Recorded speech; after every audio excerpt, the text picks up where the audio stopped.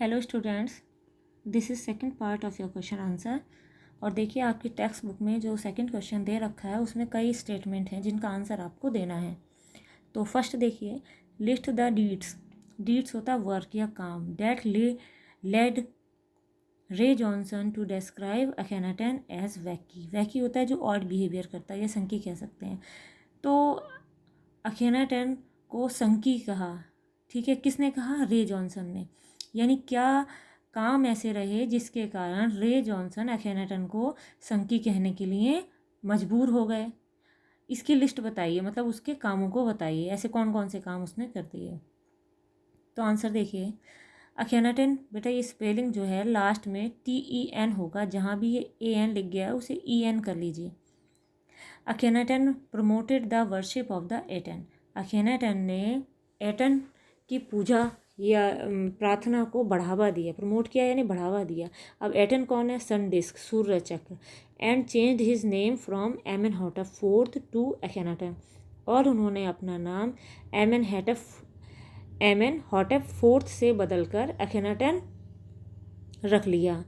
Means servant of the Eton, और जिसका मतलब क्या होता है? सर्वेंट ऑफ द एटन, यानी एटन का दास। उन्होंने अपना नाम, पहले उनका नाम अखेनाटन नहीं था बल्कि क्या था? एमेनहॉटप फोर्थ था। लेकिन उन्होंने क्या करा, जब सन डिस्क की पूजा करने लगे जिसका नाम एटन है, तो उन्होंने अपना नाम बदल के क्या रख लिया? अखेनाटन रख लिया, जिससे कि पता चले कि वो एटन की पूजा करते हैं। He smells the images of Amun. उन्होंने अमुन की प्रतिमाएं तोड़ दी। और अमुन कौन है? आपको इसमें बता दिया है शॉर्ट में, a major god in ancient Egypt. प्राचीन इजिप्ट के एक बड़े भगवान या देवता। तो उन्होंने क्या किया? He smash the images of Amun and got his temple closed. उसने जो है अमुन की प्रतिमाओं को तोड़ दिया और उसके मंदिरों को बंद करा दिया। He move the religious capital from Thebes to the new city of Akhetaten. और उन्होंने जो धार्मिक राजधानी थी, कहाँ? थेब्स में थी, उसे थेब्स से बदलकर अखेटाटन में कर दिया, यानी राजधानी भी बदल डाली।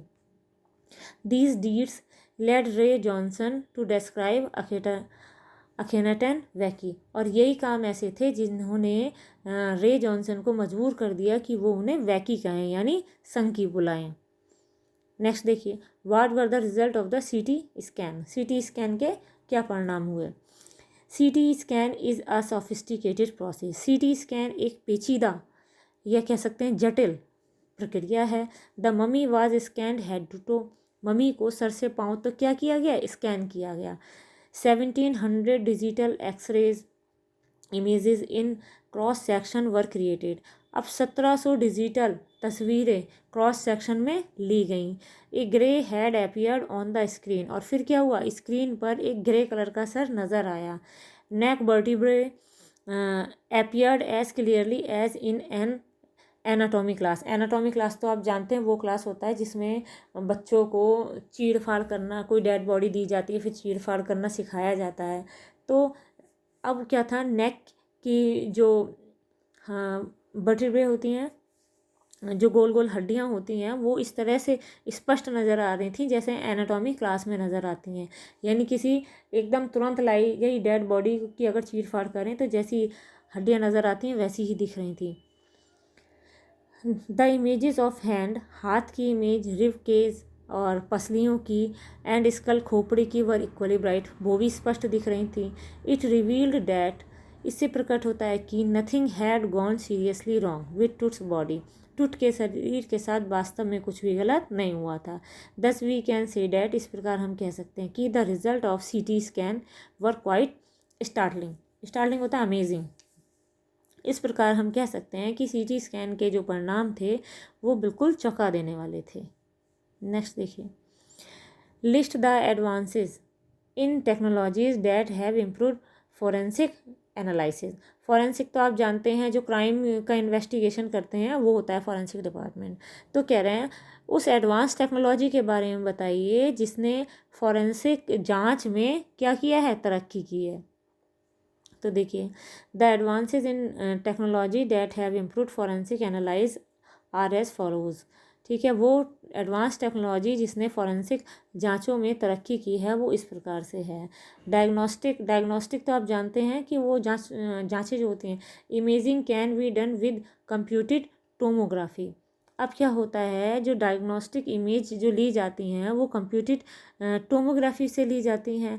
The CT machine can take hundreds of X-ray images in cross section, और सीटी जो है सैकड़ों एक्सरे इमेजेस क्रॉस सेक्शन में लेता है। The images can be put together like slices of the bread, और इन तस्वीरों को ऐसे ही साथ में रख दिया जाता है जैसे कि ब्रेड की स्लाइस होती हैं। आपने देखा होगा एक ब्रेड के पैकेट में वो स्लाइस साथ साथ रखी होती हैं, ऐसे ही उन एक्सरेज को साथ साथ रख दिया जाता है। It gives us a 3 dimensional true view of the body, और ये हमें शरीर का बिल्कुल सही त्रिविमीय तस्वीर प्रदान करता है। त्रिविमीय मतलब क्या, लंबाई चौड़ाई ऊंचाई में हर तरह से सही दिखाई देता है। नेक्स्ट देखिएगा, एक्सप्लेन द स्टेटमेंट। इस स्टेटमेंट को एक्सप्लेन करिए। King Tut is one of the first mummy to be scanned in death as in life. कि जो किंग टूट हैं, टूट की जो मम्मी थी वो क्या थी, पहली थी जिसका स्कैन किया जाना था इन डेथ, मृत्यु के बाद, एज इन लाइफ जैसे कि जीवन में। अब इन्होंने डॉट डॉट दे दिया, इसका मतलब ये है कि जैसे जीवन में टूट जो है आगे थे, भाई आगे इसलिए थे क्योंकि वो राजा थे, ऐसे ही मरने के बाद भी जब उनकी मम्मी का सीटी स्कैन होना था तब भी उनका नंबर 1 था। तो इसको थोड़ा सा बता दीजिए। तो ये क्या कह रहे हैं, king Tut was the last heir of the powerful family. King Tut जो हैं एक शक्तिशाली परिवार के अंतिम, हेयर होता उत्तराधिकारी थे। That had ruled Egypt for centuries, जिसने शताब्दियों तक इजिप्ट पे राज किया। He met a very early death just when he was 18 years old. वह बहुत जल्दी ही मर गए जब उनकी उम्र केवल 18 वर्ष थी। Since the discovery of his tomb तो जानते हैं आप, मकबरा, ये तो उनके मकबरे की खोज तक, और खोज कब हुई थी 1922, यानी 1922 में उनकी मकबरे की खोज तक the world has been speculated होता है अनुमान लगाना, अलॉट बहुत सारे अबाउट हिम, उनके बारे में। तो क्या था, संसार जो है उनके बारे में बहुत सारे अनुमान लगाता था। Tut's mummy had to undergo a CT scan. टूट की मम्मी को सीटी स्कैन में जाना पड़ा। डैट ऑफर्ड न्यू क्लूज, जिससे नए साक्ष्य मिले यानी नए सबूत मिल गए about his life and death, उनके जीवन और मृत्यु के बारे में। His mummy was the first to go for a CT scan, और उनकी मम्मी जो है सीटी स्कैन में जाने वाली पहली थी, यानी उसका नंबर पहला था।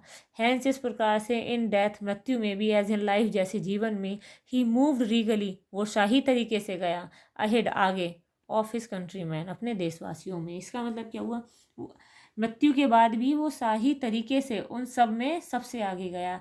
यानी इजिप्ट में तो इतनी सारी मम्मी बनी हुई थी, वहाँ पे वैली ऑफ द किंग्स में इतनी सारी मम्मी रखी हुई थी, लेकिन क्या था, इत्तेफाक था कि उस जब सीटी स्कैन होना था सारी मम्मीज़ का ही होना था, लेकिन इसका नंबर उसमें पहला आया।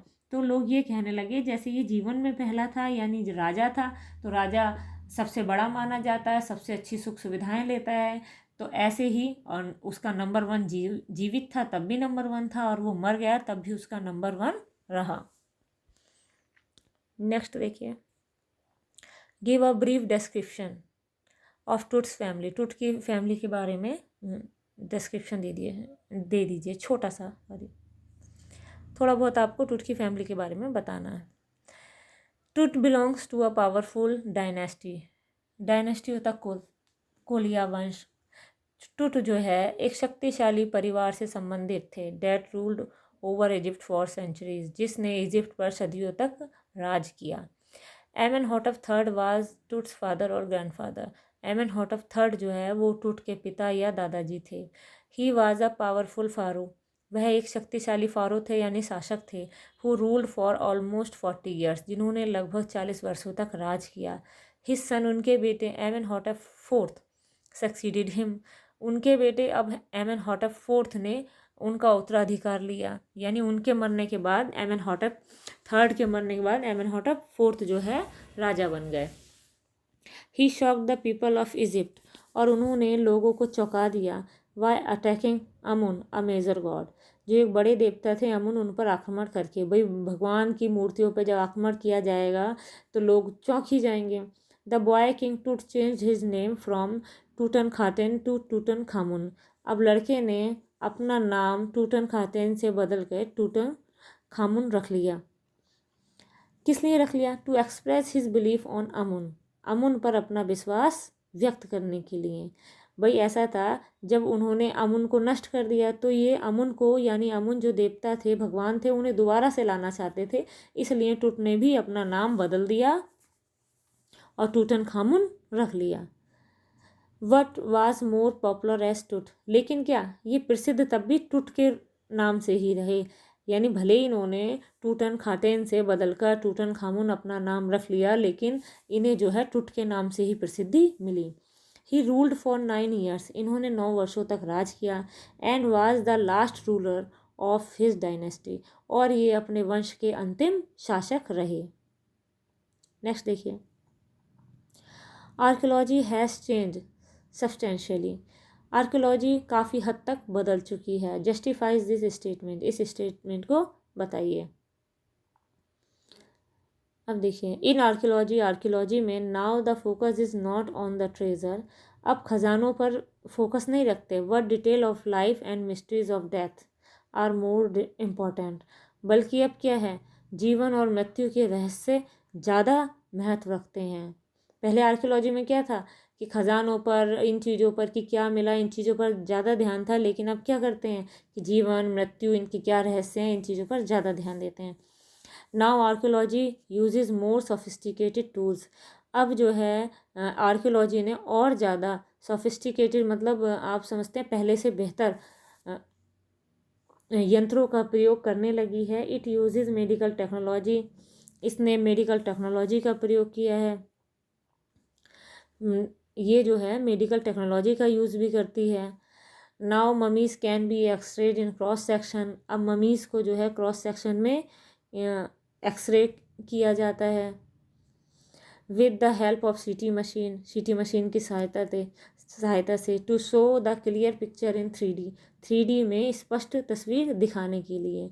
यानी अब जो है सीटी स्कैन की सहायता से जो एक्सरे हैं वो क्रॉस सेक्शन में किए जाते हैं, जिससे कि हमें 3D इमेज मिल जाए। वैन टूट्स ममी वाज एक्सरेड, जब टूट की मम्मी का एक्सरे किया गया, it revealed A startling fact, तो इससे एक चौंकाने वाला तथ्य सामने आया। और क्या आया?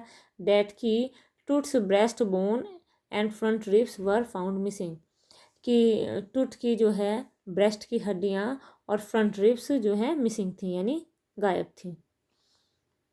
नेक्स्ट देखिए, describes the reaction of the tourist, tourist के रिएक्शन को बताइए। विजिटिंग टूट्स टूम, जो टूट्स का मकबरा घूमने के लिए गए या उसकी टूम घूमने के लिए गए, कुछ भी कह दीजिए।